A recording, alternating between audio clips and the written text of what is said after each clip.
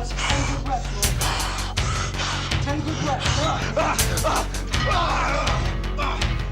Let's face it, building muscle is no easy feat and requires you to consistently push yourself harder and harder in the gym week after week, because generally, the more effort you put into your workouts, the more you get out of it. But there is one often overlooked aspect of training that can enable you to gain more size and strength more effectively, all with less effort than you're currently putting in.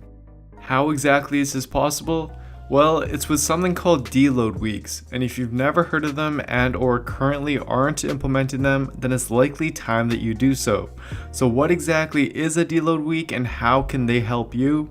Well, a deload week is basically a week where you take it easier on your training by significantly decreasing your workload in order to allow your body to fully recover and come back bigger and stronger.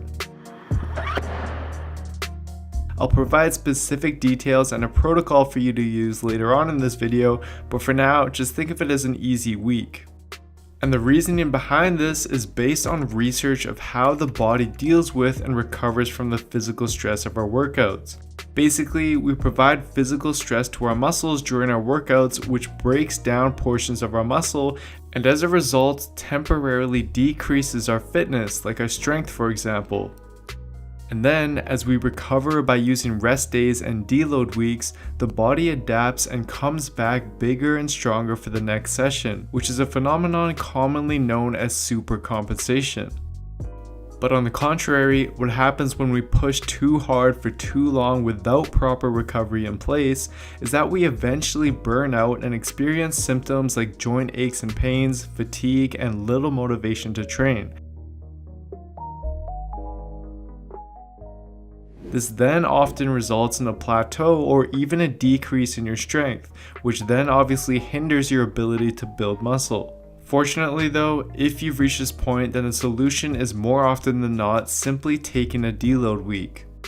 And although there's not much formal research out there on how exactly deloads affect muscle growth, a 2013 paper from the University of Tokyo does provide some insight. The researchers took two groups of subjects and had one train 6 weeks on with 3 weeks off versus continuously training throughout the 24 weeks. Surprisingly, they found that both groups gained virtually the same amount of muscle by the end of the 24 weeks. But as shown in the following graph, the intermittent group experienced rapid growth to catch up every time they returned from their 3 weeks off. Thus hinting at the fact that if we better optimize rest through the use of 1 week deload weeks instead of 3 complete weeks off, we'd likely be able to grow at an even faster rate by better managing recovery while maintaining our strength and size during the time off. In fact, two papers that analyzed the effectiveness of deloads both showed a slight increase in strength after subjects returned from their easier period of training.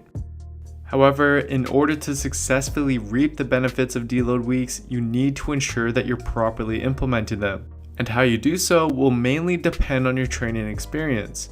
If you're a beginner just starting out in the gym, or someone who just goes through the motions with their training and doesn't really push their body or train hard enough during their workouts, then in these cases, a deload week is actually less applicable since you have yet to accumulate much fatigue. Instead, what you'll want to do is simply track your workouts and focus on getting stronger week to week while staying at least a couple reps away from failure in order to prevent excessive fatigue. Then, once you reach a plateau and can't seem to further progress in a certain lift, you can apply a similar concept as a deload in the next session by slightly decreasing the weight for that lift by 10% for example, before retrying the weight that you were stuck on. This will just help to dissipate fatigue and often enables you to come back stronger in the following workout. On the other hand, if you're a more experienced lifter who's consistently progressing in the gym, then in this case you'll want to schedule a deload week into your routine every 4 to 8 weeks or so depending on your age and training history, or just when you recognize the need for a deload based on the symptoms I described earlier.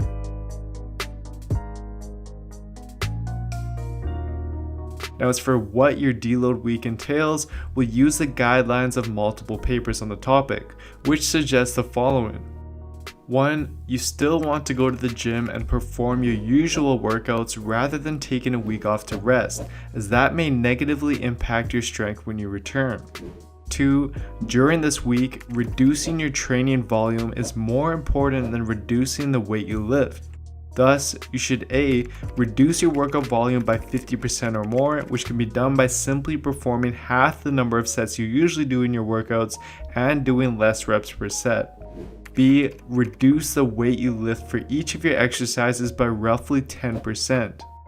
This way, you'll be able to effectively dissipate fatigue and enhance your recovery for the following week, while preventing any strength loss and excessive muscle damage from occurring when you get back to your usual workouts. Now, as for your nutrition and your cardio during this week, it's quite simple.